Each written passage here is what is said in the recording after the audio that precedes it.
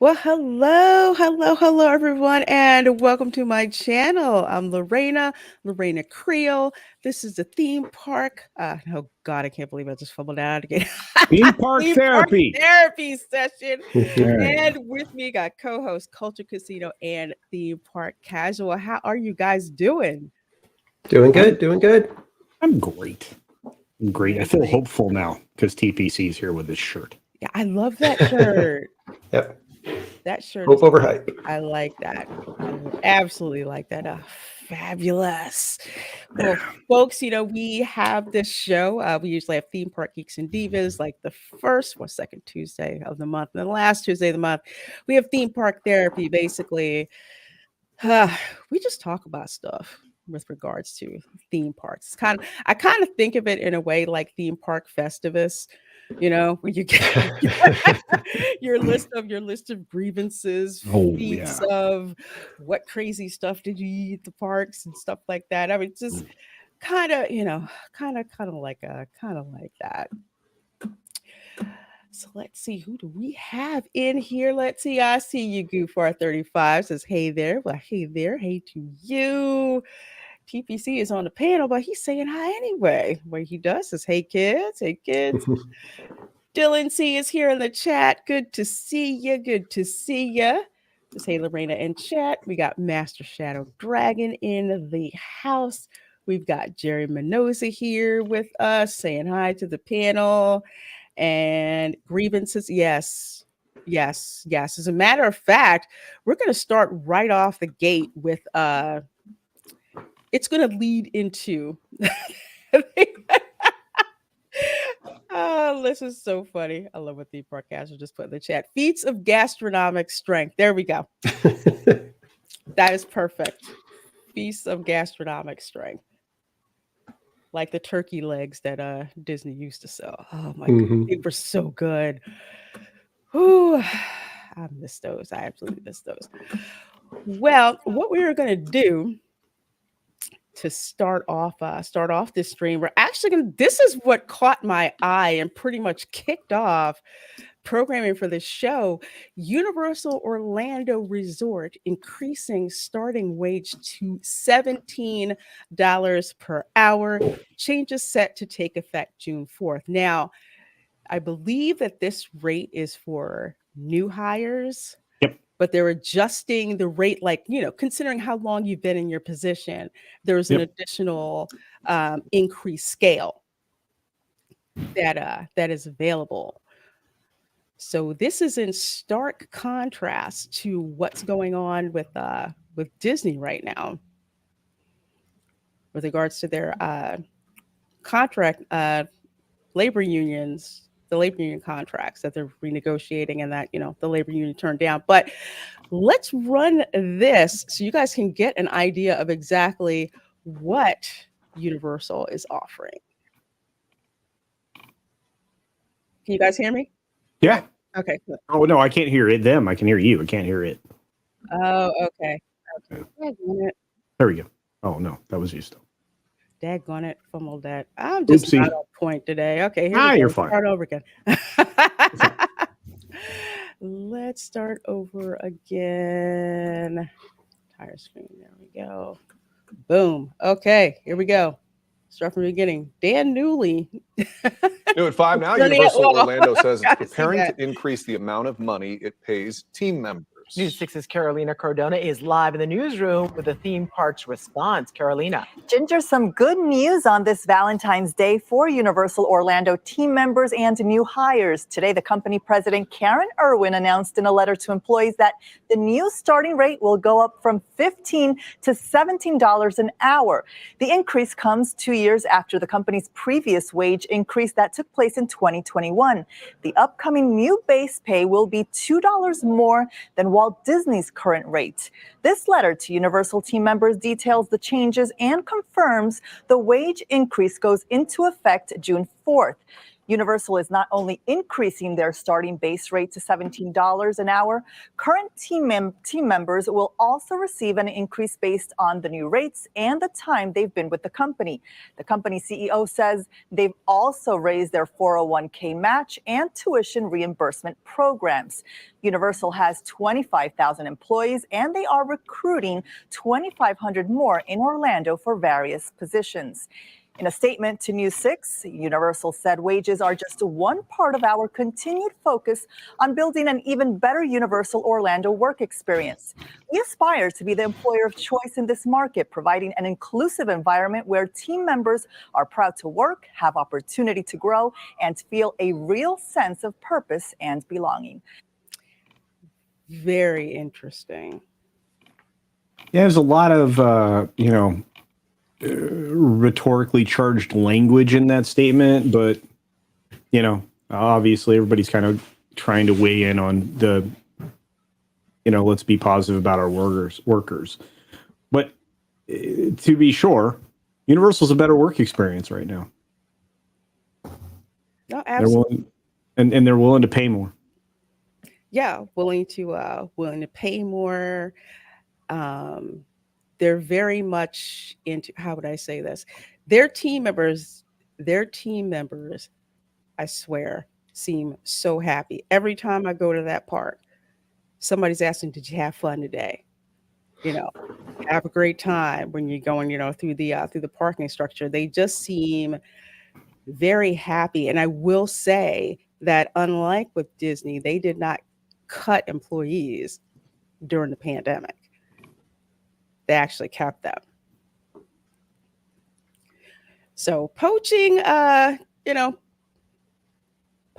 from Disney isn't something that's new, but it hasn't, I'd say the rhetoric hasn't been fired up this high before. And of course, this is an absolute stark contrast to, I'm so not with it today, stark contrast to what's going on now with Disney, where the cast members rejected $1 an hour raise. Now, this is something that Disney seems to do every couple of years. The union will try to negotiate. Disney will give what I would call an extremely insulting offer, and they go through this. Every couple of years. I think first they started with usually the actors' equity, they negotiate, and then the other workers here. Not all of the Disney workers are under a union contract, but it's always a bad look. And honestly, I don't see why after so long they haven't figured out how bad of a look this is. Yeah, I mean, it's one thing to always, you want to negotiate and always do the best for your side or whatever. But yeah, they every single time Disney looks like just the greedy corporate monster or whatever, every single time, like you said. And right now, especially with that Universal announcement, this just makes them look that much worse. Well, and really, I mean, Disney was only offering them a half of what they were asking for, because the union that was involved here, and I think you're right when you say what you said there, TPC, the union was looking for $18 an hour for first year starters at the minimum wage level. That's the minimum wage that we're looking for. Universal just did 17 without anybody talking to them. You got the 8, and so Disney was only looking to add to the $15 an hour they pay now, $1.50. They also weren't trying to make, things commiserate all the way up like Universal is looking to do, as described in the news blast that we just got. And it was overwhelmingly rejected. Most of the people, of the 14,263 people that voted on this union contract, 13,650 of them said, no, thank you. So it's the majority of the voters said no. There were, of course, 613 numbskulls that voted against their best interest, which I don't understand. But again, I mean, and this contract allows for a scaled wage increase for the next 5 years. So it would have covered 5 total years, and it would have given at the end of that, anybody starting at a minimum wage level for Disney would have been paid $20 an hour minimum wage.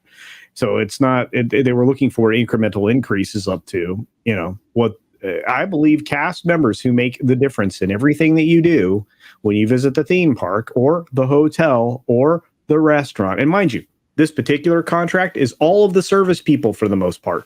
45,000 of the 72,000 or so that work there now. Although that number is probably much less than that because they don't have the college program folks there anymore. But you have those people, the majority of those workers are covered under this deal, 45,000 people. So you would think, again, that, Disney would want to keep them happy because they're what keep the guests happy. So the service workers are what keeps people coming back. It's not the management staff. Believe me, I know. It's not the hotel manager. It's not the groundskeeper manager. It's not, any of those people. It's the service folks. It's the front facing folks. And, Disney used to be really good about paying its frontline, and I like I said, Iger has never been good for frontline employees. Never. Very bad. Anyway, just my opinion, but that's the other stuff that's behind all this contract is, it's just a real shame. I mean, bus drivers, housekeepers, culinary, you name it, there are positions. Yeah. And again, consider this, there are positions that with this contract also would have immediately increased the minimum wage already, increased the wage to $20. Like, for example, those same people I just mentioned, the culinary workers and so on, would have jumped from that $15 to $20 right away. Well, you know what I want when I go to eat at one of those stupid, expensive, like way overpriced restaurants at Disney? I want good food. So maybe, pay the people to make me good food. Pay them enough so that if they miss a day because they're sick, they don't bring their sick into the restaurant and make me sick because of it. It's not hard to give ground here when you're charging. I don't know. When was the last time you ate at Boathouse, Lorena? I've never been to the Boathouse, but I have been to Narcoossee's. Okay, there you go. Okay, Narcoossee's is crazy spendy, right? And the equivalent in Disneyland would be Carthay Circle, the Carthay Circle restaurant, right? Mm-hmm. So, for what it's worth.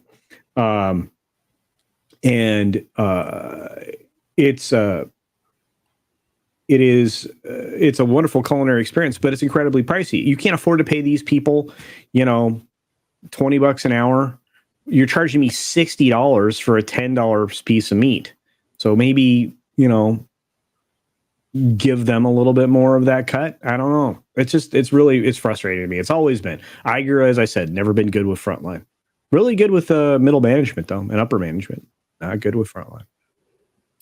No, and in culture, you're absolutely right. It's like the visits that I've gone to Disney World, it's the cast members who've made the difference. I mean, I joke about when I took my nieces and nephews, and I must have been crazy when I did.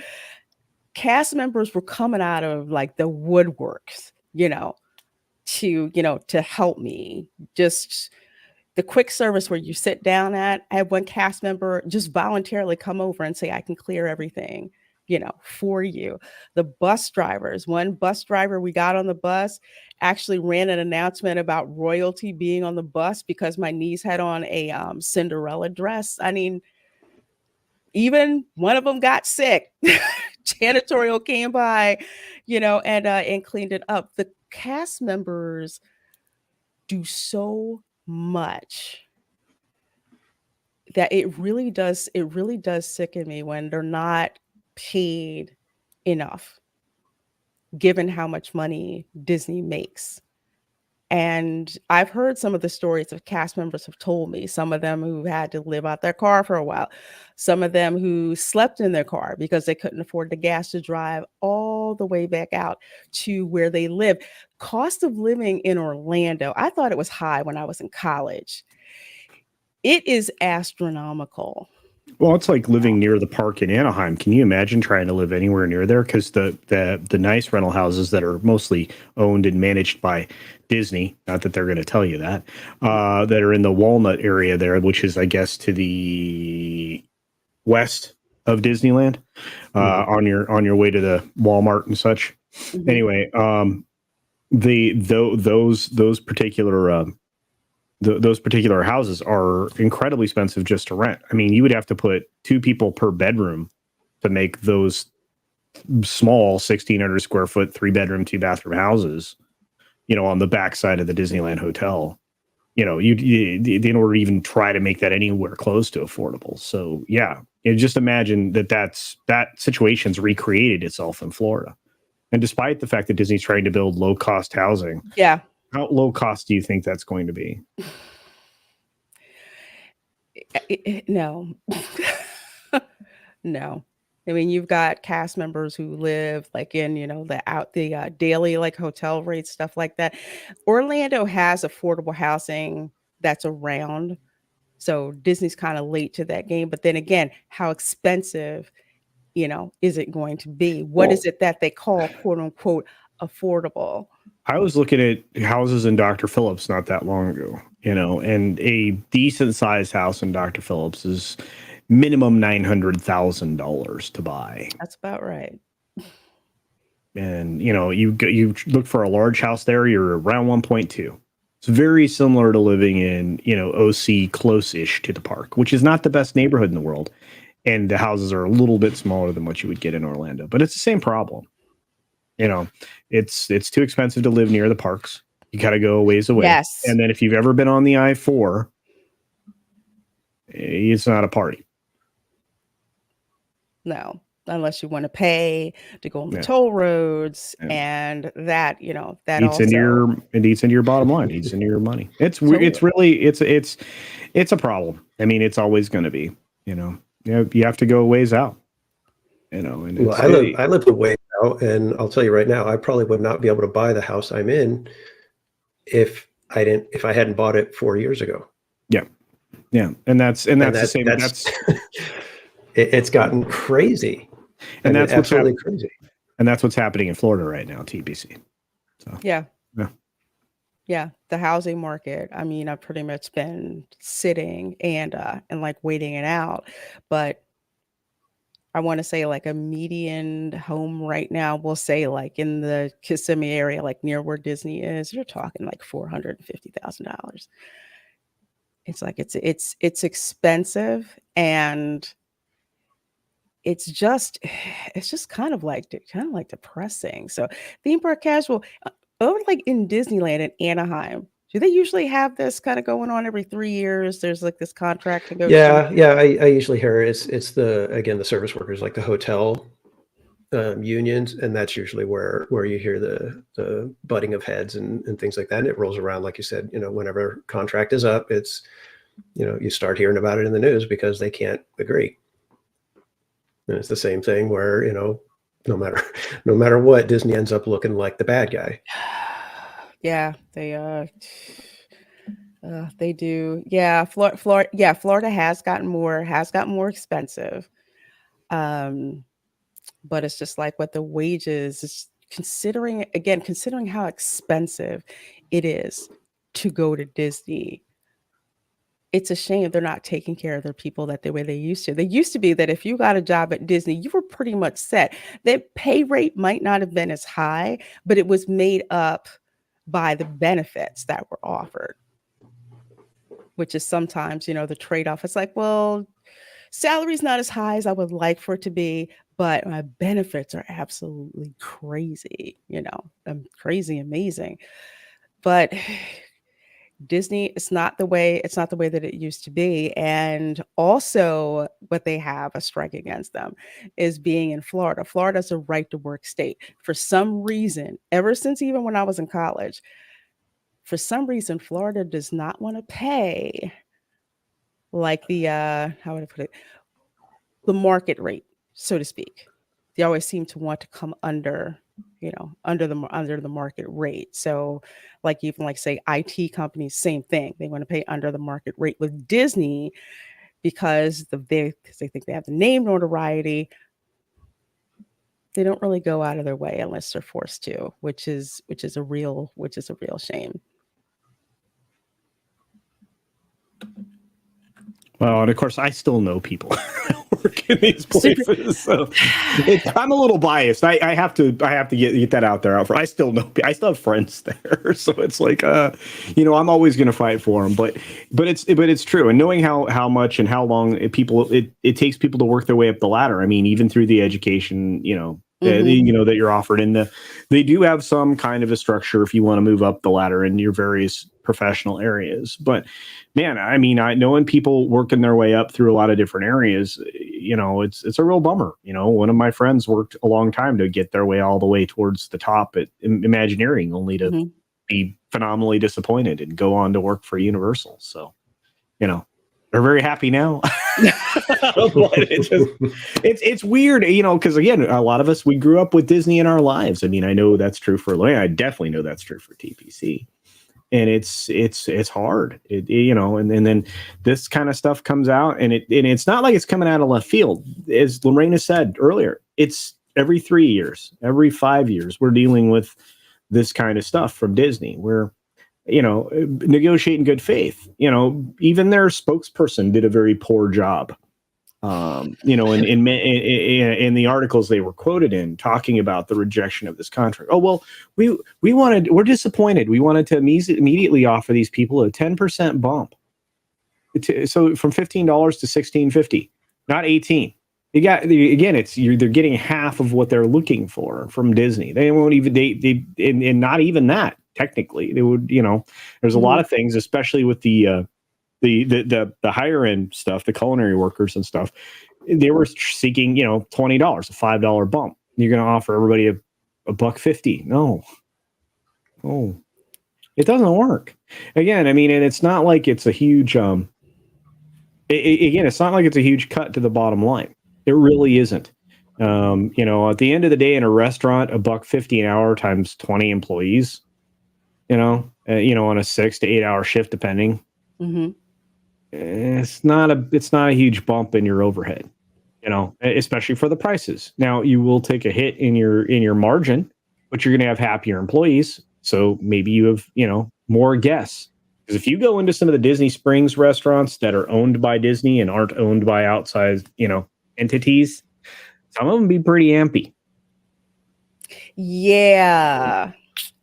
Exactly. Yeah, that is one thing that I have noticed at Disney Springs. Usually let's say like the boutique shops, like say Gideon's. Oh yeah. Chicken Guy. Chicken Guy's got a line all day from lunch to dinner. You will, and TPC's like looking at us like deer in the headlights, because you probably haven't. Yeah, I was going to say, I don't know, but all I've heard is that Chicken Guy is actually better than Chick-fil-A. You know what? Let me bring this up. Yeah. Because my nieces and nephews who love Chick-fil-A.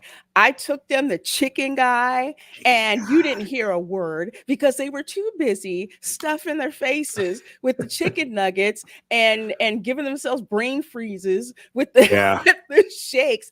I heard nothing. Chicken Guy, and Culture is right. This place has a line all the way out the door from beginning to end. I don't even stand in a line. I mobile order because I don't have the patience. All day. And the majority of the seating's outside, so much so that they're having to remodel so they can add more seating. I don't know if that remodel's done yet, but not yet. People will stalk you. Are you leaving? Yeah. Oh yeah, they'll wait. Are you leaving? We'll wait. It's okay. Here, I'll take your tray there for you. It's 170 degrees outside in the summer, and it's 9,000% humidity, and people are looking just to sit down at that outdoor table that Lorraine is talking about. It is bonkers, but it's really good. It's Guy Fieri. It's his restaurant, and again, it's very simple. He just makes good chicken in a good way. I mean, it's so hot and fresh. It kind of wins, especially, 3 seasons of the year when it's not take your skin off because it's, melting away from you. hot. It's a good time. Sit outside, have your ice water or your Sprite or whatever, and Yeah, your chicken sandwich. get Or your get your freeze on. get your freeze Yeah, on, get your freeze on. get all of that. I mean, Uh, oh my God, uh, their menu, where is it? There's Disney Springs. yeah. Oh my God, it's so good. And it's It's so basic. good. They don't have a ton of items. It's a perfect like quick service style walk up and eat. Yeah. And their salads, the salads are pretty good too. Oh So, my God, the barbecue chopped chicken salad is amazing. And granted, this is just a quick service. The I will say the celebrity chef restaurants like Morimoto Asia, that restaurant is absolutely amazing. Hmm. Absolutely amazing. Not Yeah, not unfortunately, I haven't been to Disney World since 2000, so Disney Springs is all completely new. I think they still had Pleasure Island when I went. Oh So wow. I missed that. I missed that theming. I really do. Oh my gosh. Let's see. So many of you folks have kind of snuck in here. I see you, Steve Kenobi. I see you. Hey there, Lorena. Hope you're doing well. See Griffin Turbo there. Says, hey everyone. Dawn House snuck in here. Hello. Dragon Master 360. I see you. OC Giggin. I see you too. Good evening, everyone. Got my dinner ready and glad to be here. And I see you, Dad Man Walking 55. How you doing? How you doing, sir? Well, yeah, I mean it's very it's a very bad look that they yeah, tried to I do think the this. worst part though is like what Culture was saying. Somebody who worked their way up through Imagineering is now at Universal.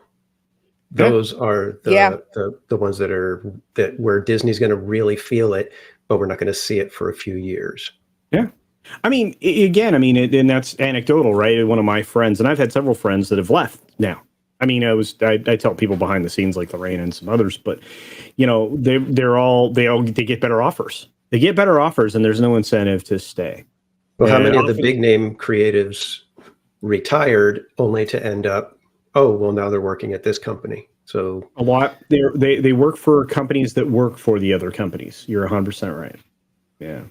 One of the greatest of them all went to work for another Yes. company. Joe Rody went to work for Virgin Galactic. Yeah. yeah. And that's the thing. They're not going to feel it for a couple of years, but then if they keep on this track, it could get really, really bad. Because not only are you going to start seeing people drop off, you're going to start losing those kids that make those memories and then want to take their kids. If the families can't make it that tradition that, every couple of years we go to Disney World or Disneyland or something like that, these kids are not going to have that emotional attachment the same way that we all did. No, and you're 100% right, TBC. And that's the thing that I think is often missed by people like Iger and others who are really, nothing more than collectors, right? Iger's just a collector. He's an acquirer. You don't have the same experiences now because of those types of people, right? When you lose an employee, you lose something important. You just described it, institutional memory. Right. But that's not just done from that point of view. It's not just done from the forward facing employees or from the structure within your company, all that institutional memory that makes things go, the people who know how things ran the old way in case the new way breaks down. Right. If you don't have any of the people who understand how things worked before you decided to try this new fancy, shiny light thing that doesn't work, like the death taco and other stuff that is get booted out of, Epcot. If you don't have people who knew how other things ran, that's institutional memory loss. Well, the same thing happens with film, television, and the theme parks. When a guest goes to a theme park, they're going because they had a good experience the time before, and they want to share that good experience. Well, Disney right now is in the process of removing those experiences and removing the special that goes along with it. Removing value is, another way to describe it. And one of the ways that you could really detrimentally affect yourself for years to come is removing the most influential employees that you have, because you can have great trainers, you can have great team leads, you can have, you can work on an attraction with the best lead, right? But there's probably somebody on that crew that's been on that crew since before the lead got there, and it'll probably be there when the lead's gone, right? That knows everything about how that attraction works, right? Knows how, oh, wow, we got to clear this boat, because if we don't, we'll be going, 101 here on Pirates, this is a bad time. We're in the middle of August. Having Pirates go 101 in the middle of August is not good. Right. And so we got to clear this boat and get it pulled backstage because it's got a problem. Right. It got hung up somewhere. And then we need to get engineering in here to find out where it got hung up so it doesn't happen to another boat. And so there's probably only one or two employees on that entire set of attraction members, team members, cast members that know how to go about making sure that happens, or even recognizes that it's happening. Again, there are employees every day that save experiences for guests because they've been there forever, because they know how it works. If you lose too many of those people and they go to work for Universal and they take that same skill set and then their ability to recognize and solve problems, those people are lost to you. Disney took years developing all that talent and and those abilities, right? The abilities to recognize and problem solve. And that goes over to Universal. And Universal doesn't have to do very much to teach those people how to be stellar in their field. Disney's dumb. Okay, they really are, because one of the things that I've noticed in culture, you're absolutely right. It happens at other corporations too, which is especially technology corporations, where you have the guy who's been there since the whole thing started, and he's the one that's going to tell you, yep, that one's going to fail first. So you might want to pay attention to that. And if it does, this is what you can do in the interim until you figure a solution out. There was a guy that used to work at the Disneyland on Small World, right? That could tell that a pump was going to go down just by walking by the track backstage. Could tell which pump sounded wrong, so that the next day the engineering team would be there to replace the pump, which is how that whole attraction ride is just a bunch of jets, right? Yeah. And that's not even that. Motors, whatever, right? They would be able to hear, okay, that motor is going bad. That plumbing set's going bad, and they would work on that. It's those people that you lose, and when you lose them, they're gone forever. I mean, you're seeing that. Okay, you work in technology, yes, Lorena. So how do you think Elon Musk got to be so big so fast and makes the greatest things in the world? Talent. Yeah, and he didn't develop that talent. I mean, a little bit. No, he went out and got it. He stole it from everybody else. He created an engineering brain drain, the likes of which nobody had ever seen before, in multiple different disciplines, right? Mechanical engineering, electronic engineering. Dude, he basically stole all the best and brightest minds for everything that he was doing. And every time he tries to start something up or get something going or fix something, like he's doing with Twitter, he goes out and he goes, okay, I need the best minds. I need this mind. I need this mind.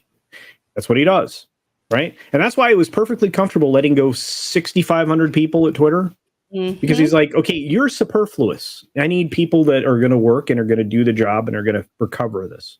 And next week, I guess we're getting open source code for Twitter, folks, at least for the algorithm. Ooh, anyway, I'm excited. Yeah. No. But you're right, and you see what's going on. Like, there was a time that I remember that when a ride went down in Disney World, one, it was a rare occurrence, and two, if it did happen, it wasn't down for very long. You just you come back, and it's back up. Now it seems like it's always happening. And you know what's funny is Ing Tapia in the chat right now just said, I went to the Disney Institute. I did those. Yeah, Mr. Alan Ing. I did those classes, and I can tell you they did. And Universal would steal them. And they still do. But here's the thing. They're not training people the way they used to. They're not valuing those people anymore. It's very frustrating. So again, you Disney has been my life, so it's really hard to see this stuff happening. It's hard for me because with going to Disney as much as I did as a kid, friends of mine that would go, especially those of us who were engineers, we wanted to be quote unquote Imagineers. So Yeah. whenever one of us went to Disney for the summer, we're like, yeah, we went on that ride. This is probably how that works. That's probably how that works. We'd ask our physics teachers questions about Disney attractions because we were just so inspired by what we saw. And it's like, that's what we want, that's what we want to do. But that whole thing of like building the next generation of great Imagineers, it is not, it isn't there, which is an absolute shame. So they'll go somewhere where they feel like their talent will be valued. I mean, case in point, when I was over at the Wizarding World of Harry Potter and was in, I think it was Wiseacres, whatever that gift shop is that's next to Gringotts. And I'm walking around, one, noticing there's theming in here. It doesn't look like something that came, like a kiosk at the mall or something like that. The theming that's into it. And you look up, and I swear that the constellation theming that they had going on, it reminded me of what Disney used to do. Oh yeah, I mean they've been, and again now they're going to a great level of effort to remove all of the special touches at not just the hotels, but the lobbies, any of the support structures, all of that. They're homogenizing things. It's very troubling. Again, I mean, they want to turn their beautiful, one of a kind, unique things into the Marriott. Pedestrian experiences that are not, that are not Disney. Like case in point, I think I probably talk about this a lot, but I'm hoping they don't close it down. The Whispering Canyon Cafe over in the Wilderness Lodge is such a unique dining experience. It's got that Disney difference as opposed to, say, the way Ohana is now, which seems like a buffet you can pretty much get anywhere. Yeah. Ohana used to be there was that all of the Poly Village, all of the Polynesian. You're gonna make me cry, dude. Was unique.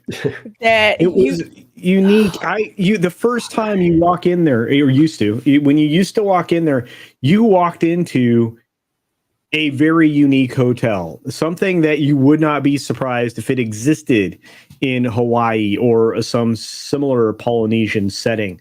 The lobby was a giant waterfall with a pond and koi fish that went in through the lobby, out through the back door to the hotel towards the swimming pool. It was massive. It was beautiful. It was unique. You felt like you entered a tropical environment.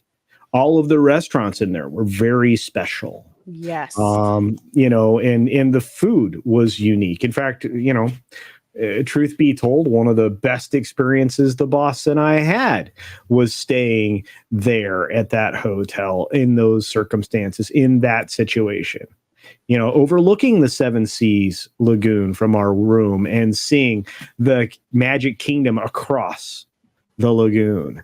And at night, the water electric parade would happen, and you can see it from your room. Now there are 20-something Pizza Hut buildings sticking out of the water, front of Hawaii, that block your view of anything and everything. You can't watch the fireworks from the beach because there's no beach. They removed the uniqueness and the beauty from there, and they continue to do it. But that hotel, the Polynesian, was incredible. The Spirit of Hawaii Luau show, indeed. That theater was amazing. I watched my brother get pulled out of the crowd, my baby brother, get pulled out of the crowd and dragged out to do the hula. It was the best ever. It was such a cheesy but fun show. Yeah. Oh, it's so fun. It was like going to any other luau. I was like, the boss is in the other room, but we went to the official luau, the longest luau in Hawaii, not that long ago. And it was just up to snuff. It was the same thing. It was so enjoyable at the Polynesian Cultural Center in Hawaii, but it was the same thing, and I'm always telling people Disney had that unique thing. That was Walt, right? Make everything, unique. Make everything this over the top themed thing, so that you are separated from the real world. There was no reason to build a berm in Florida. There was a giant jungle that was the berm. You could get rid of the outside world. And, unlike at Disneyland where you had a giant berm. but it worked. It worked. You put a train on top of the berm and it worked, But sorry, I'm talking very lovingly, but all of these things, all this uniqueness that we're talking about is slowly being extracted, which is, again, part of that value. And again, the biggest part of the value for Disney is the people. Really is. Absolutely, the people. Again, to talk about the Polynesian, because when I was little, my parents was like, we could only afford to stay in 192. I'm like, yeah, one day I'm going to stay at the Polynesian. And I did. And meeting the cast members from like all different Polynesian islands, Auntie Cowie, God bless her soul. She was from Hawaii, and she would teach the kids, and the adults would actually give hula lessons. She would give you lays when you walked in. She'd like do classes to put the lays together. What was her name? You just said it, didn't you? Auntie Cowie. Yeah. Wow. That was just. I can't remember the guy. He retired. He retired from the Grand Floridian, but there was an employee like that at every one of those main lagoon hotels. He was a really nice old guy. He was always there in the lobby, always working. I forget his name. It's going to bother me, but I forget his name. One of the straw hats. It was so he would cool. greet you. And I remember one Christmas they used to do this, believe it or not. They were actually roasting chestnuts out in front of the Grand Floridian, and he was like passing them out to people. Yeah, you get a little bag. That's so great. Of those. I mean, the people are those unique things. And I mean, you get the same stuff at Disneyland. I mean, again, Disneyland used to be my home park when I was a little guy. So, there was still those unique things, right? Disneyland Hotel. Do you remember the dancing fountains, TPC at the Disneyland Hotel? The fantasy waters. I remember do you remember the waterfalls? Yeah. Those are gone. I know. It's been gone for a long time, but yeah. Yeah, I mean they had the marina there. When you see the pictures from the 60s and 70s, you've got the little pedal boats that you could take out there. I remember going to the arcade that was down underneath the water, so it was like extra cool. Hooks, Captain Hooks. I can't remember if that was something like that. I think there was and those little things. I think it's like you were saying with the chestnuts. There were those things that were, and this is why I always lament that we've lost the Big Thunder Ranch at Disneyland. Yeah. There's those things that are of a bygone era that should never be let go. And Disney was one of those places that knew how to hold on to them. Keep the little touches there, those things that allow us to really connect to the past. And like you said, they're gone. That's why I think it's hilarious when I go to Knott's and you see a group of 7 and 8 year olds all sitting down in a half circle watching the blacksmith. Yeah. And here's the thing about the blacksmith. I thought, well, they've got, horses, and so the blacksmith services the horses and they take care of all that stuff. Blacksmith is there simply for theming. Yeah. He'll make like little keychains, stuff like that for people. But for the most part, it's so that the ghost town, the town of Calico, feels real. Yeah. That it warmed my heart when I heard that. I was like, you've got to be kidding me. They do this. And he's there all day. They've got guys there all day long. Yep. And I'm like, oh my gosh, the Disney would look at it and go, how much money are we making from this square footage? Now, and Knott's they is didn't like, used no, to do that. Be real. Exactly. I know that's why I said I lament the Big Thunder Ranch was gone, because not only was it a nice restaurant where you could sit and it was all family style, so made it extra fun because we just long picnic tables, so you had to squeeze in sometimes next to other families. But they had the animals that you could go and you could feed the little goats and things like that. Yeah, it was a petting zoo essentially in Disneyland, and not only that, I mean there was service areas for the animals which they used to keep there on site. which Right. they moved off site to the trailer park land that they bought 7 years ago now, 8 years ago, about the same time they bought the carousel land. But I look at it all and I go, you're moving those values, and that's the cool thing about Knott's. It's why Knott's is a gem. It's a hidden gem. Most people don't even know or don't even realize, right? Knott's is a little tight, and no, it's really fun. You should go, and the food's good. Yeah. The food's good. It's not expensive either. The food's not pricing you out of your house. Mm-hmm. No, they've got some great deals actually going right now, and I was discussing on Twitter with some people that it appears that either Cedar Fair and Knott's, all of them, they're kind of hitting a little bit of a scary time right now because they've just got deals going galore right now. Knott's Berry Farm just released for Boysenberry Festival. You can get parking, admission, plus all day dining for I think like $95. Wow. Yeah. Wow. Do you realize that? Okay, so I always tell people when you go to a theme park like Disney World, right, Lorena, what do I always tell you? For meals for each person, you have to plan $100. Yes. So if you can go to Knott's to the theme park for parking and food for under $100, you're stealing something from somebody. Not only is it, you can eat every 90 minutes. Oh no! Every I 90 know. minutes you can eat. That would be And round. they're not, and it's not like, okay, you can choose between the hamburger, the hot dog, or the corn dog. It's good stuff. Do you want the flank steak sandwich? Would you like the pulled pork on mac and cheese? Yeah. It's and so good. that's why I tell everybody, get the all day dining unless there's something specific that you want, because there's some items that are not available. Oh, there you go. I'm going to There's show you Dorney. this because Dorney Park is owned by Knott's. And I'm actually planning on visiting this summer. And I just You're gonna noticed lose your this mind how good this is. 104 all season dining. Yeah, You That's add what it I to have your for Knott's. max of 2 meals per day That's- for one price. Enjoy lunch and dinner. You could literally go to the theme park and eat and save money. Yeah, which is That's unheard of. bonkers. That's bonkers. I love it. Wow. And then Knott's just today announced that for annual pass holders, we've got I think another 5 days left of peanut celebration. But if pass holders, if you go just visit one day this week, you'll get a $15 credit to be able to use during Boysenberry Festival Wow. per pass holder.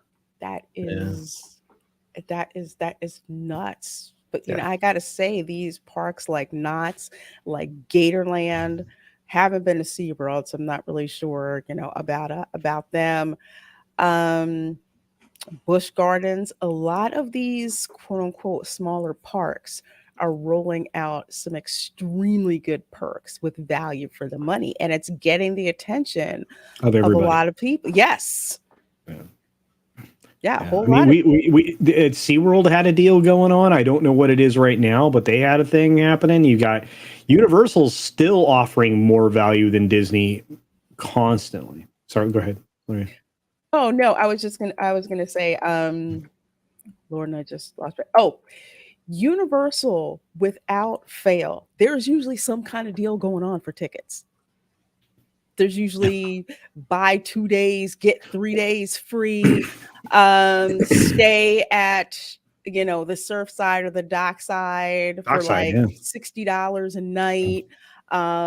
There's always something going on. And Mike has bad news. Dorney Park is actually in Allentown.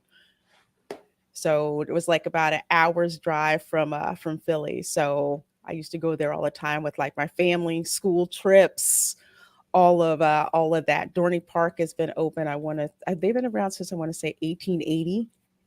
Been around long but time. And unfortunately, I got to step out. But I just want to say this: if you were looking for value, it's not at Disney any longer. It's at all these other places. And Knott's Berry Farm in California it's a hidden gem. I'm telling you right now, you won't be disappointed. It's not as big as it's not as big as Disneyland. It's not as big as the Disneyland parks area, but it's of equal value easily. Just because of everything that TPC, just follow TPC, check out TPC. Yeah, watch his stuff because I'm Yeah. still kicking myself that I did not go to Knott's when I was there. Yeah, and I and again, if I end up in California here in a couple weeks, I may reach out and maybe we'll slide into Knott's or something. But let me know. But I'm looking at it and I'm like, I'm just going to encourage everybody. Universal's where it's at right now. They do treat their cast members better, their team members, they call them there. Mm-hmm. The parking outside of the parking situation, which I hate passionately. It's still better than California Universal. And I do not like. I do not like 10,000 escalators, right? And that is what Escalator California world. Is. Yeah, good gravy. But anyway, on that note, thanks for having me. Again, pay your people because they're your most valuable resource. Disney, please figure that out soon. Okay. And on that note, thank you for having me, Lorena. And it's good hanging out with you. Problem culture. Love having which I didn't have to step out because we were talking about happy, fun stuff mostly. And I like happy, fun stuff. Yeah. Lorena has news. She's going to ride the Tron coaster. So, yes. I spoiled your news. I'm leaving. Yeah, you did. You did. I love you. Bye. Bye. Okay, you know what? I'm going to actually go through some of these comments. About 22 of you folks have been filtered in here. So thank you so very much for being here. Let's see. OC Giggins says, had a chance to preview Super Nintendo World at Universal Hollywood. It's a game changer. Dude, I'm jealous. I know. I am dying. I'm this close to actually getting a pass for Universal. So I may just bite the bullet. Just need to double check the funding and everything. And I hear you. Yeah. Possibly in the next month or so, I'll probably be hopefully pulling the trigger on it. Oh, nice. Because man, ever since I saw the one open in Japan, I'm like, I cannot wait to experience it. And then I saw like videos and everything of it opening in Hollywood, and man, for Nintendo fans, it looks like absolute heaven. Even down to the food, the Toadstool Cafe. I'm really hoping they build one at Epic Universe. Oh yeah, they have to. That's part of the thing with the Nintendo stuff is all the fun food like that. And it's funny because I've heard so many good things, and it seems like most of the bad things that I've heard are either nitpicky theme park, Diz Twitter type of stuff, or simply operations that they need to just get a handle on it. And, maybe they weren't quite ready for it. Because that opening day with the queue going all the way through the land and then the other queue coming around this way, it was like, okay, you guys got to do something about that. Because if you get it, especially for how tiny the land actually is, you can't pack that many people because it's really to me, it seems like it would ruin the experience if, it's a small land and you're already packed in there. So hopefully they can get that figured out. But I've only heard just amazing reports of how much fun it is. And I don't see anybody questioning getting the little power-up bands. It's like $40 for a band. People are like, I want 3 of them. Yeah. It's like this one. It's just like, shut up and take my money. Yeah. The tech seems to be working as it should, and you don't have people waving their arm around at a statue. Why doesn't it work? No, it just seems to work exactly as it's intended. It's got, an app that goes around with it, and you just see people grinning from ear to ear, just like punching the blocks and like getting all the points and wearing all the merchandise. And it just and telling everybody, oh, make sure you go into this one room and do the little thing here and make sure you do that. And then if you collect enough, you can go over here and do the Bowser challenge or whatever it is. It's like they got it right. They totally did get it right. And also, I think another reason why they were really trying to get this to launch early is because of the Super Mario movie that's coming out. And I did see the trailer in 3D. I mean, I saw it in 2D, but yesterday I went to go see the new Ant-Man movie in 3D just because the time was what I had available to go. That, oh my God, I'm gonna see that movie 3 times and I'm gonna see it all in 3D. It is insane in 3D. Well, that's what's funny. I mean, I've seen the trailers, and I'm not a huge Mario fan, but even from what I remember from when I was in high school playing the games, I'm like, man, they got the feel of Mario. I was like, that is amazing how fun it looks. And like I said, I'm not a big Mario fan. I'm not Mhm. one who has to run out and see every movie when they come out, but that may be one I go and check out. Yeah, the sound effects, it's just like, long as they get those game effects Uh-huh. right, and they did, I'm like, okay, that'll definitely work. Mike Has Bad Knees says, I was excited, but seeing the Mario Kart ride kind of looks like a letdown as a thrill ride guy. It's not like Formula One. It's not like you're racing like in Mario Kart. It seems more of like a leisurely, I guess, leisurely ride through, but with the VR headset is what you're getting Right. instead. So it's not a thrill ride. It's not going to be like the Donkey Kong coaster, which is Mhm. coming to Epic Universe. I cannot flip and wait to get to see that. I've seen the track being laid for it, but I Yeah, can't wait. that one looks interesting because that's the dual track, right? Where Yes, the cart rides on a separate yes. looking track so it can do the jumps and stuff like that. That's Yeah. cool. It's just like if you've ever gone on Harry Potter and the Forbidden Journey at the Wizarding World of Harry Potter. Mhm. There's a vehicle that kind of holds you like this. It's kind of think of like an elevator car, kind of like with Tower of Terror. Mhm. There you're packed in kind of like that, and it's on an independent suspension thing. So it Right. can look like it's jumping over stuff or moving around stuff, but you're really not. You're still on the same track. So they're actually using that technology to use like real track, false track, like you're jumping and everything. Mhm. I cannot flipping wait to see it. It's just, oh my gosh, it's just so cool. It's so cool. I get such a thrill when I leave Universal and I drive past the Epic Universe construction site because I've never seen a park constructed from the bottom up. Mhm. And I'm just stoked. I cannot flip and wait to do that. Let's see. Dylan C says, I love the Whispering Canyon. Yes, yes, that is literally, first of all, I can't believe how inexpensive it still is. All you can eat. They bring out the food like the skillets. You get unlimited refills from the skillet. Hmm. Like Yeah, and that's in Wilderness Lodge, right? that's in the Wilderness Lodge. Yeah, Yes. that one's my favorite. Someday I'll get to visit there. I've only been able to kind of pass through. So Mhm. It's so beautiful and so relaxing. Oh my gosh. It was like, I think 100 degrees outside. It's like, we got time to kill for reservation. Let's just plop down here in the lobby. And it was just nice. It was just nice. Whispering Canyon, I tell people, yeah, check it out. But don't ask for ketchup. That's all I'm going to say. Thomas Bowman says Disney is going to find that the current culture holds no loyalty to nothing.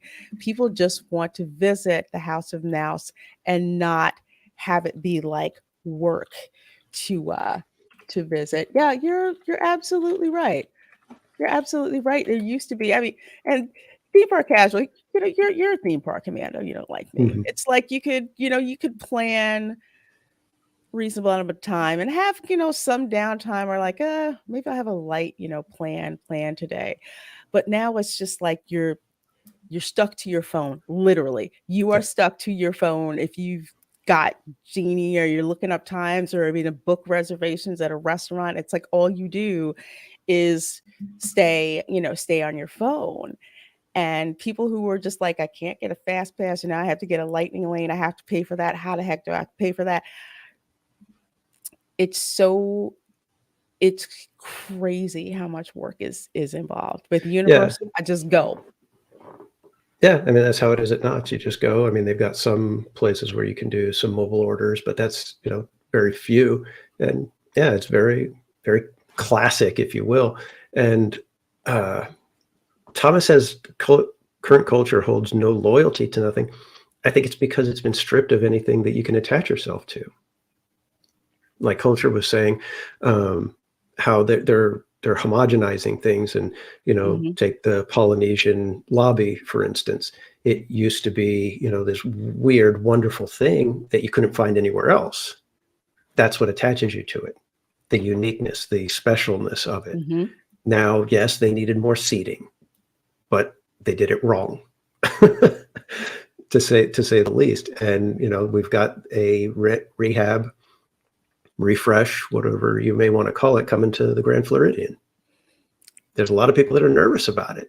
I'm hopeful, but their track record doesn't bode well for it. And that's what's getting that's why the current culture can't be loyal to Disney the way they used to be, is because there's no attachment. Everything is very cold. Like you said, you're on your phone instead of enjoying the wonderful environment that they've created. At least not the way we used to. You used to be able to throw yourself into it and you'd just be enveloped by it. Now you're too busy on your phone. You're worried about the next, lightning lane that you want to get. You got to make sure that you've ordered your food. Otherwise, you're going to be waiting 2 more hours before you can get your food. And, God knows how long you have to wait for a good spot on the parade route, unless you paid the extra money. It's just way too stressful. And how can you get attached to something like that? It's absolutely true. It's like you can't, it's like you just really can't. And like, to kind of contrast that, when you go to the Wizarding World of Harry Potter, no one's in a rush to leave, which is kind of annoying because it's just like, man, I want to get to where I want to go. But there's so many people who are just like absorbing the atmosphere. They're looking at honeydukes. They're trying to, use their wands on certain attractions, or they're shopping for a wand, or they're looking for Quidditch, or they're trying to get, butterbeer, or they're just looking at all of these special touches that make them feel immersed in the moment. They're not, on their phones, at least not for a long period of time anyway, usually maybe just to order food ahead of time, but not constantly looking through it, attached to it like you are at Disney. And people get swept up in, and feeling that way. Like even at the, oh my gosh, I'm blanking. Marvel Superhero Island. I love that place. Absolutely love that place. It's like Silver Age Marvel. All you do is just walk around and look at all the cool stuff. It looks like the comics pages are coming at you, literally. And people they love those experiences, and Disney just won't hang on to, their legacy. I've said this with culture, and it's absolutely true. Eventually, we're going to have to go to Japan to see the original legacy of Walt Disney World, for Walt Disney, because they're actually into preserving all of that, which is a shame. It's truly is. Non-alcoholic butterbeer. Yeah, there's 2 versions. You can get one with spirits in it too. But I will say Universal sells an incredible amount of butterbeer. It's so much of it.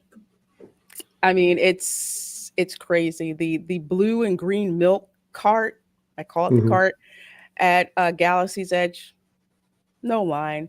Butterbeer, there's lines all over the place, to the point where they had to have several different locations where you can go to buy. Yeah, I saw somebody post on Twitter. I wish I could remember who it was, but they said something like, Disney is looking for their combination of Harry Potter and the Forbidden Journey, the Magic Wands, and butterbeer, and they haven't found it yet. Nope. In fact, I think on one of my live streams, as I was going through Galaxy's Edge, on a trash can was like a nearly full cup of the green milk. And I was like, oh my gosh, somebody just threw away basically, $8. And as I walk along, on another trash can, there was a half full cup of the blue milk. And I was just like, That's not a ringing endorsement for people that are walking by if people are willing to just leave their nearly, halfway done cup of colored milk. That's bad. Because with butterbeer, people are just like, I'm just trying to get every single drop out of it that I can get. It's just something else. They love it. It's like that's the one thing that one beverage associated with the film to get right to the point where people are just like, again, shut up and take my money. Just give me my, just give Yeah, me my that's butterbeer. impressive that they could come up with something that was in the movie, but then make it to where everybody in the real world loves it. That's Yeah. impressive. And that's close to between $8 to $12 a pop, and people gladly pay it. It's good. I know, It's I have to try it. Like I said, I got to get to Universal. I just got to get to Universal. That's all. yeah. I got to get to the one out in LA too. It's been a long long time. So let's see here. Yeah, I did have news. So yes, I did. After 2.5 hours of waiting on Disney IT, Culture and I could rant forever about how bad Disney IT is. Took me 2.5 hours waiting in this like virtual line to be able to get a pass holder reservation to preview the Tron Light Cycle run. So yes, I did indeed get a preview reservation. I'm going to be riding it March 12th in the evening, and I'm looking forward to this, although it's kind of anticlimactic because they've been building it for 3 years, and Universal has built and operated the Velocicoaster since then. And I want to ride this run, even though everybody's it's only 58 seconds of actual ride time, but I'm sorry, that thing just looks so freaking cool. It just looks amazing. I mean, I love the aesthetic of both Tron movies, and Tron Legacy was just beyond gorgeous. And you get the Daft Punk soundtrack in there. It's going to be a perfect ride. The only thing I would say is I'm a little disappointed, and like we were talking, that they're looking for their combination of the items. This one might have been it. If they would have created a decent sized area for this, you could have had the end of line club serving the drinks, and you could have sold identity discs. Yes. And the identity disc could have interacted, the same way, with the wand as the wands do. But as you progress, it unlocks different things as you, absorb more programming information. And I think they could have done it, because you could probably get the disc made for, $30 to $40, sell it for about $50, $55, $60 around there. And it's a cool keepsake. And they could have even done like the way the wands are and customize them so they're slightly different, each one. I don't know. And everybody loves that aesthetic, that look of the Tron world. Mm-hmm. Can you imagine walking into it at night if the entire area was just all of, the grid? I think they missed it. I think they missed it. They missed it. And you know what? They had, I guess, not a blueprint, but kind of like a beginning concept. Several years ago, when Tron Legacy was put in theaters, Disneyland had a little event. Oh, yeah. I was there, where they had literally a mock-up of Flynn's Arcade. They had special drinks and all of that. Can you imagine having Flynn's Arcade attached to this? Yeah, that's what I mean. It's like there was so much there. I mean, I like what you're talking about is Electronica, which was a evening time dance party at Disney California Adventure. That thing was packed every single night. People loved it. And could you imagine if you had that at a park where the whole day, the whole time, you've got people, you've got that music pulsing, you've got the drinks flowing, Hmm. you've got people being able to go on rides, and you could do a couple little smaller rides, but yeah, it just really is one of those things where the more I think about it, it's like I think they picked the wrong franchises to go, full bore into a land dedicated to an IP. I Hmm. really think Tron could have been it. It really could have been, because before I even moved to Florida, when I heard they were building a Tron attraction, I'm like, okay, I'm going to Disney World for the 50th. I don't care what I have to do to get there. I'm going because, I love the original Tron movie. Tron Legacy, not so much, but that Daft Punk soundtrack was straight fire. So Oh yeah. it was complete and total fire. Again, love the aesthetic of it.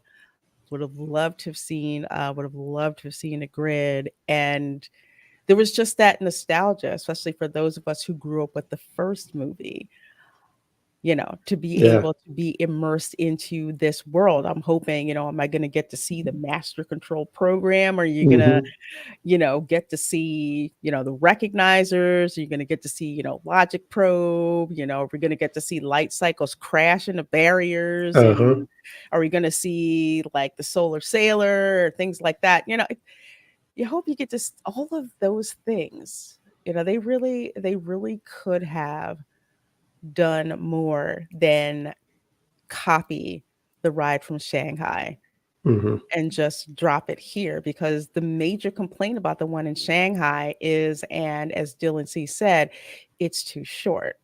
Yep. So I'm gonna find I'm out I'm exactly I'm how short curious it is. about it though, because it's got the same seating configuration and a launch and everything like Pony Express at Knott's Berry Farm, and Pony Mm. Express is pathetically short. I'm surprised they even decided to put it in. It is literally, you launch, you go up, you come down and around, circle back, and you're at the station again. I think I timed it at like 27 seconds from the launch. And here's what concerns me, and I actually talked about this with WDW Pro on his channel for a video. If this ride is only 59 seconds, as they're saying, if those wait times are like 2 hours, 3 hours, it's not going to go over well. I mean, Flight of Passage, that I want to say that ride, that's at least a 5 to, I want to say, it's at least probably 10 minutes long by the time you get into the room, get strapped in, put the glasses on, and go. It's a good chunk of time. But because the queue is done so well and the attraction just freaking blows your mind, people don't mind waiting for 2 hours. Right. But 2 hours for a 1 minute ride. Yeah, I've seen both sides of it. I've seen people say that yes, it's short, but it's fantastic. I hope so. I hope most people find that to be I okay. hope But so. I hope the family with yeah, I don't know how many kids, and it's hot and the kids are tired, but we're waiting in yeah, this long ass line to get in Tron for like a 59-second ride. yeah. I mean, I think it feels a little bit longer just because you're actually the 59 seconds is from launch to basically Hmm. end of the speed section, and then you kind of you make your way through to the unload, and there's like a few seconds as you're getting into the launch area, so it feels a little bit longer than 59 seconds. But Hmm.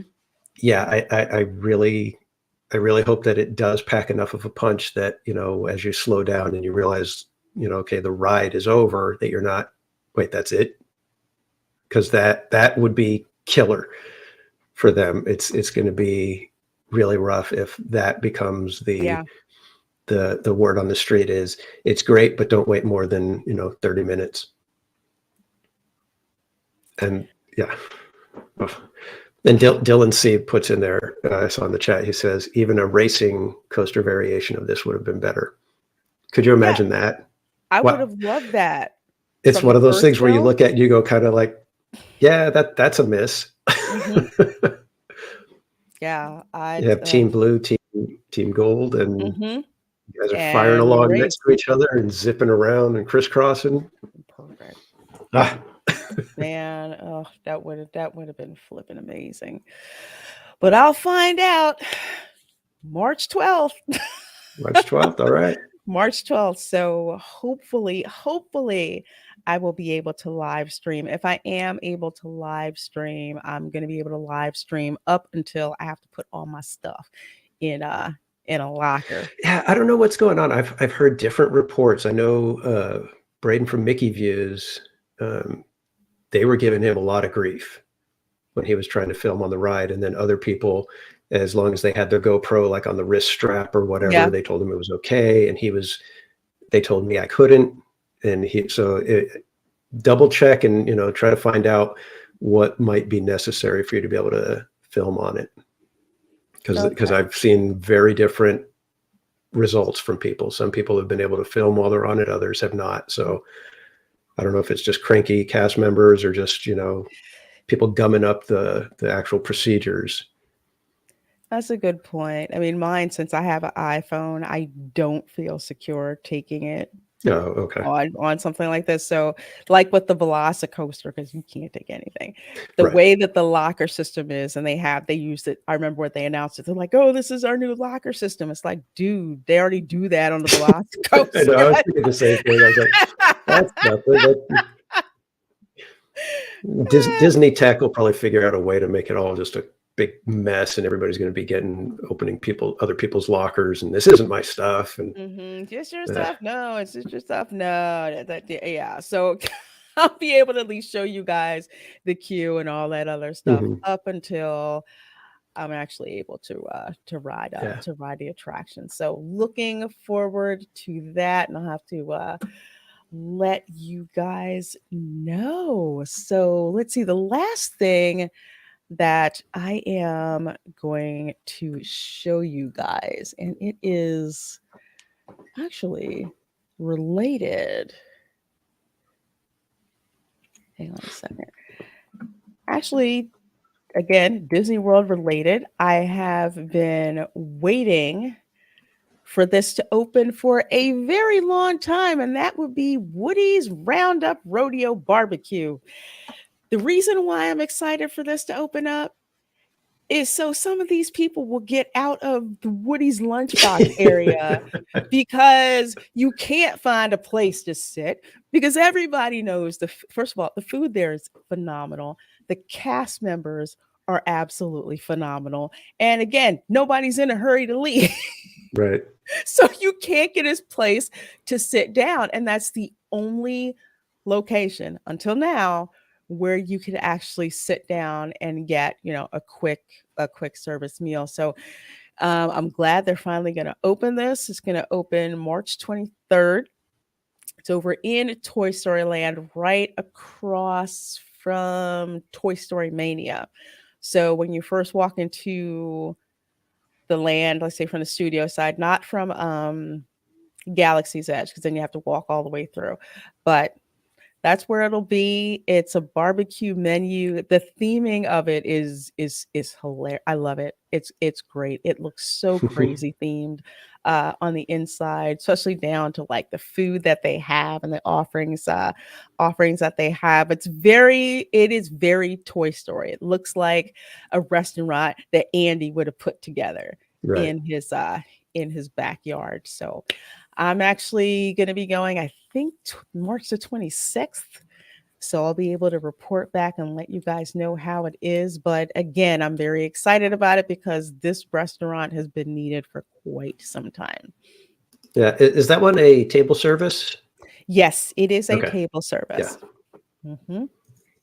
Dawn House says, love eating at Woody's, both breakfast and lunch. Oh, heck yeah. Especially those disrespectful tarts that they have. Oh my God, they're so good. They're so good. They're so good. I mean, I don't know what culinary genius came up with them, but there's like different flavor varieties, and sometimes depending on the season, I'll rotate one of them in. And that's like one of the main draws to that restaurant, besides the brisket and the grown-up drinks. Hey, theme park wizard, how you doing? Says hola. Well, hello. Good to see you, my The dear. Wizard has been killing it lately, and I don't know if you got a chance to see it, but him and Vash Sky got to interview the lead composer for Wondrous Journeys, the new fireworks show at Disneyland for the Disney 100 celebration. Oh, Phenomenal interview. You nice. got to go check it out. Nice, folks. It was one of those ones where you listen to the guy talking Uh-huh. and you're just like, oh my gosh, we've got somebody on the inside who gets it. And you're just like, oh man, can we get him on more projects, please? Because the way he was talking about things, it was like me and you talking, just a couple of super fans that are discussing things, and he's sitting there talking about how they created the show, and it's just phenomenal. Like I said, go check it out on Theme Park Wizards channel. So cool. Yes, folks, please do subscribe to Theme Park Wizard. Dude, I got to bring you back on the show again. Pretty He's so soon fun. Talk, I love him. talk Super Nintendo world. I think I get to hang out with him this Saturday. I think. Oh yeah. We're supposed to be meeting at Disneyland. There's rain in the forecast, so I don't know. He was already kind of like, I might not be staying very long. So. You know how us Southern Californians are, a little bit of water falling from the sky, and we're just like, we lose our minds. We don't know what to do anymore. It rains. You guys are like, I can't drive. I'm like, cool, 405 wide open. How you doing? Tearing up the 405. Says, yeah, buddy, Disneyland. Yeah. Oh my gosh. So you guys have a great time.